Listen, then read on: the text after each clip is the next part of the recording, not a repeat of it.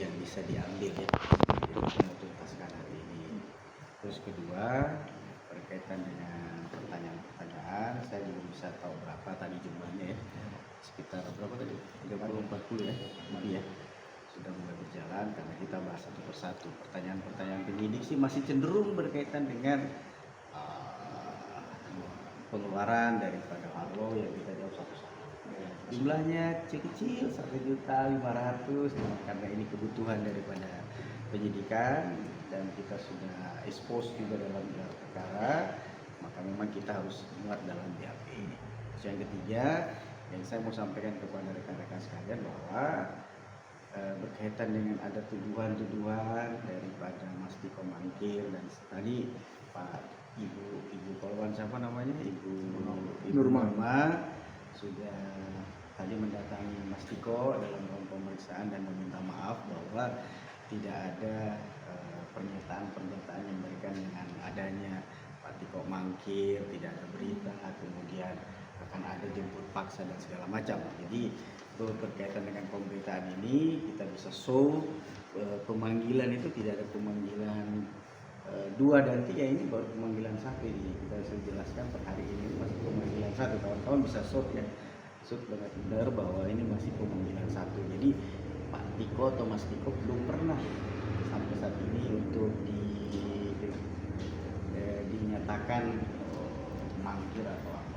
Kita selalu ada informasi dari penyidik. Terus beberapa media yang itu sudah kita somasi juga ya, Tribun utamanya ya, saya dan beberapa ya sudah somasi dan memang sudah ada take down berita-berita yang merugikan klien kita. Selanjutnya berkaitan dengan hasil gelar perkara, kalau rekan-rekan silakan tanya apa hasil gelar perkara dari Wasidik kepada penyidik ya, Pak Kanit, Pak Kasubdit atau mungkin Pak Kasat ya. Karena hasil gelar perkara dari sisi pertama yang kami ikuti ketika gelar perkara tersebut jelas sekali tidak ada peristiwa pidana. Alat bukti juga sangat tidak kredibel dan dipertanyakan asal muasalnya dan pembuktiannya seperti apa. Ya. Menurut saya berarti masih lama bang. Kita mau tuntaskan, pokoknya kita kooperatif hari ini kita bisa bereskan. Mas Tiko juga masih kondisi bisa menyelesaikan ya kan, ini biar nggak bolak-balik sekali lagi karena kan jadwal kerja juga beliau yang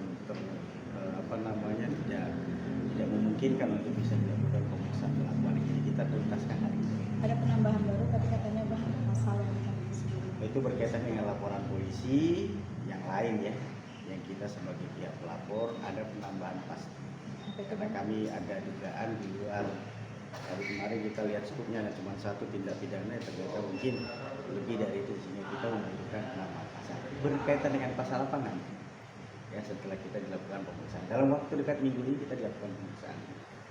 Kondisi Pak Tiko sendiri di atas seperti apa bahkan dari siang ini udah jam 12 malam ya, tetapi kita tadi juga dia makan siang terus makan malam, terus beberapa sholat ya, kita sholat ya, pasar maghrib ya.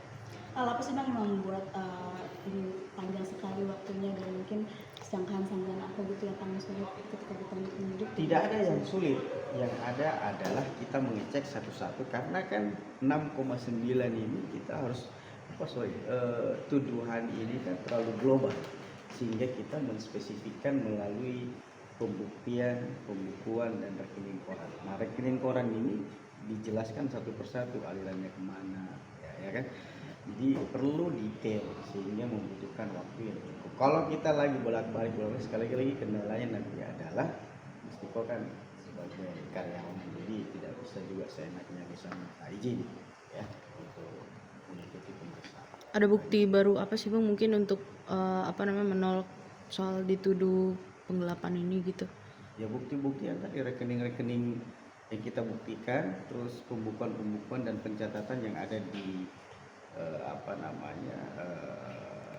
dokumennya ya, dokumen yang disimpan oleh Mas Tiko sendiri sudah lengkap. Jadi itu memang detail karena dikomparasi dengan bukti-bukti dari hasil audit ya, hasil audit dari akuntan.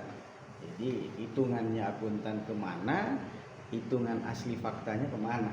Jadi memang tidak tidak akan ketemu, dicari pun tuduhan itu tidak akan ketemu karena kan kita by data dan by detail dari rekening koran dan cash flow yang tercatat. Bang, kabarnya ada akuntan independen yang menghitung ulang lagi, apa betul? Informasinya sih kami belum dapat ya. Seharusnya akuntan independen itu dari awal, kalau perlu sejak laporannya belum dibuat sudah ada akuntan independen, bukan akuntan yang ditunjuk secara sepihak, akuntan yang ditunjuk secara subjektivitas yang pada akhirnya tidak dapat dipertanggungjawabkan berdasarkan fakta gelar perkara itu di Polda Metro. Tapi berarti ada dugaan ada penunjukan akuntan sepihak. Kenapa? Ada dugaan penunjukan akuntan hanya sepihak gitu. Dari Ada awal akuntan- laporan polisi ini faktanya dalam gelar perkara pihak pelapor bahkan mungkin ya dari penyidik sendiri tidak tahu dari 6,9 itu hitung-hitungannya pembacaannya dari mana, karena pada saat itu kan penyidik menjadi ditanyakan ya oleh peserta gelar bisa menjelaskan nggak 6,9 itu.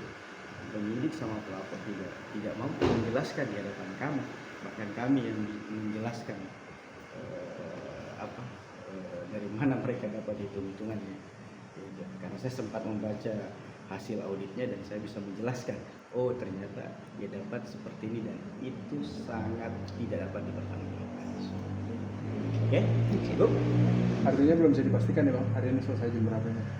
Kita pastikan secepat mungkin, tapi ya jamnya saya belum bisa pastikan karena kan haknya Mas Tiko juga untuk mau menyelesaikan